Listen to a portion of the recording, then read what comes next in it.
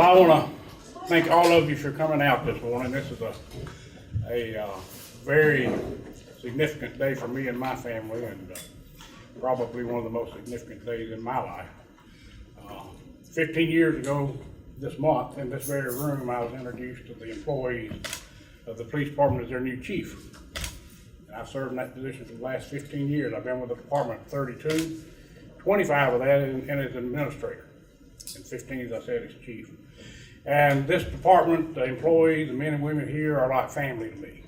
And it's sort of bittersweet this morning. You know, time comes for all of us to retire from the jobs we have. And realistically, I plan on retiring in actually February the 18th, 2014, to be specific. And this opportunity came up that the mayor's office is open, and I was asked to consider running. I never really had given that much thought, but when I did consider it, and the more I consider it, the more excited I get about it. I think we have a great city, and I think that the next 4 to 5 years, I think we're going to really see some great things happen here, and I want to be a part of that. I served the city for 32 years. I have maybe 2 more years to serve. This gives me an opportunity to serve another 4 or 8 years, maybe longer, who knows, if I do a good job and can keep the people's confidence. But I'm retiring as chief June the 29th, and the following week, qualifications open for the office of mayor, and I'll be qualified to run as a candidate for mayor of the city of Florence. I'm excited about that.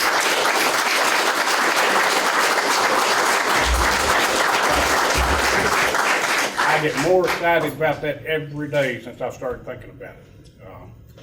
There's some opportunities there that I think, you know, I think these guys and ladies that work with me here will tell you, and I'll tell you, I think one of my personal strengths is I'm a visionary.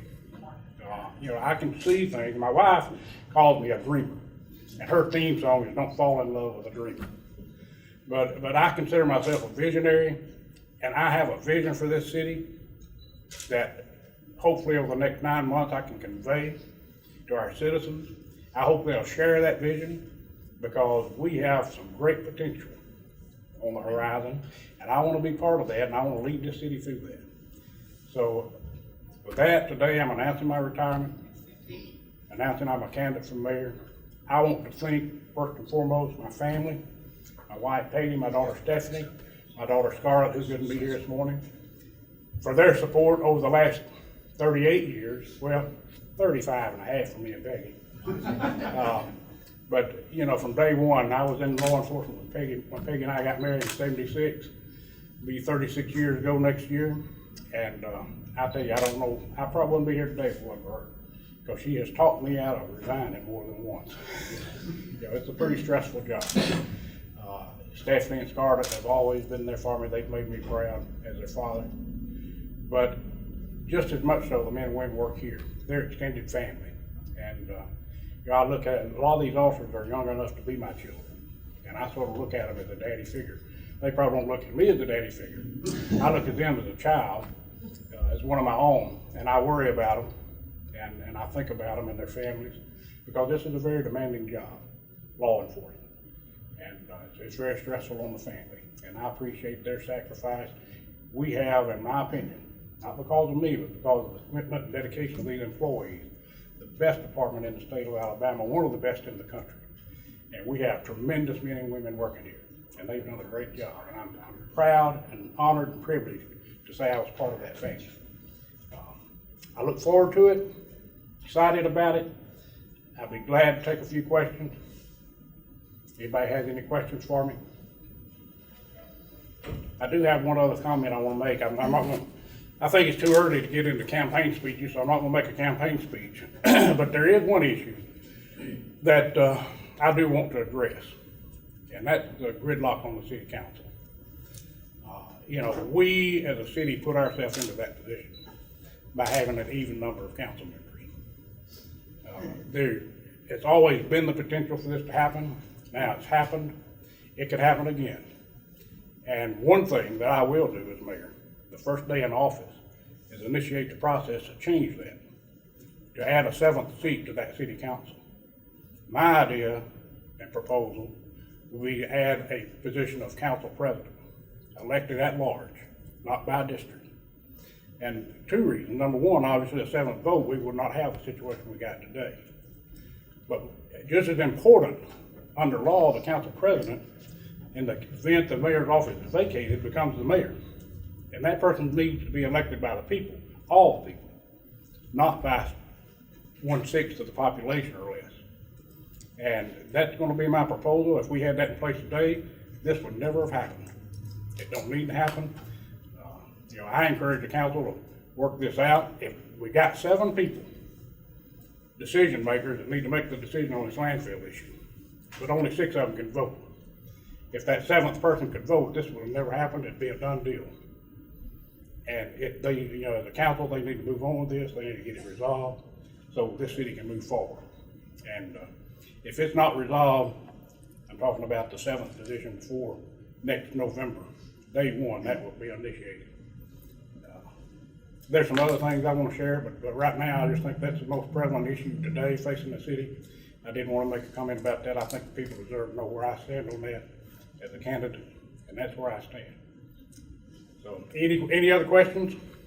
Are you planning to create, like a district, or where would the 7th position come from? It'd be an at-large, elected citywide, just like the mayor. And a person would have to run for president of the council. Right now, the council members are elected, and then among themselves, they elect a president. And that can change from time to time. So when you vote for a city council member, you don't know who's gonna be the president of the council. I think that needs to be changed. Would an at-large city council member have any conflict with any of the court rulings that prohibited at-large council members? That's just one of those issues I don't think so for a council president position, but that's one of those issues that would need to be obviously researched, initiating that process to see what we can do to make that happen. Chief, how tough a decision was this to step out? I mean, you've been in public eye your whole career, but to step out into a position like this, how tough was that? It is a lot of soul searching and like I said, the encouragement, and especially from my family. Peggy Singleton never ceases to shock me. I really, when I went and discussed it with her, I expected, no, you're not going to do that. But she's been very supportive and encouraged me to make the decision I thought was the right decision. And she's there for me. She's in my corner. She's going to vote for me. So, it's tough. When I made that decision, the toughest thing was sitting at my desk, looking at that door, knowing that within 7 months, I'm going to walk out that door for the last time. I'm not coming back. I told somebody this morning, it's sort of like you're leaving your family. But at the same time, I'm not focused on walking out that door. I'm focused on the challenge ahead. And I'm excited about that. I'm not excited about retirement. Robert got it wrong. I misstated it to him, I guess. I'm excited about running for mayor. I hope I do anything but retire. I told him I may be jumping out of the frying pan into the fire. But that's all right, I'm ready to jump. Now, what does this mean for the police department in coming up with your replacement as chief? We have a number of well-qualified people who step into the chief's office. And there's no question that my successor is going to be very qualified and will take this department to heights that I didn't even take it to. This department's come a long way. I was telling somebody earlier, the circumstances under which I inherited the leadership of this department were not the best in the world. And I think the same thing is in the case of assuming the mayor's office. I've got a proven track record on that. I've stepped in here, and with the cooperation and support of these employees, we turned this thing around. And I think I can do the same thing in City Hall. You mentioned that being chief has been stressful, but like you mentioned, the mayor's spot is also a very stressful, position. Do you not just want to enjoy your retirement years? Well, it is, but I think that of all the city positions, I think the mayor and the police chief are the most similar. We have to deal with critical issues. I think in some ways, and I think in some ways the chief's job is even more challenging than the mayor's. As chief, I have to make some instantaneous decisions that are life and death decisions. And, so in a lot of ways, this job I think is even more stressful than the mayor's job. But there are a lot of the same demands. The chief of police, like the mayor, is expected to be at public events, expected to participate in those kind of things when a lot of the city department heads aren't. As far as the stress, I guess you might say I'm somewhat of a workaholic. It started early in my career when I had to work every hour I could work just to pay the bills because of the salary that we made, and it sort of became a habit. So, I can tell you, Peggy's greatest fear is that I don't get elected because she don't know what she's gonna do with me. But I'll certainly have to find something, but I'm not worried about that because that's not gonna happen.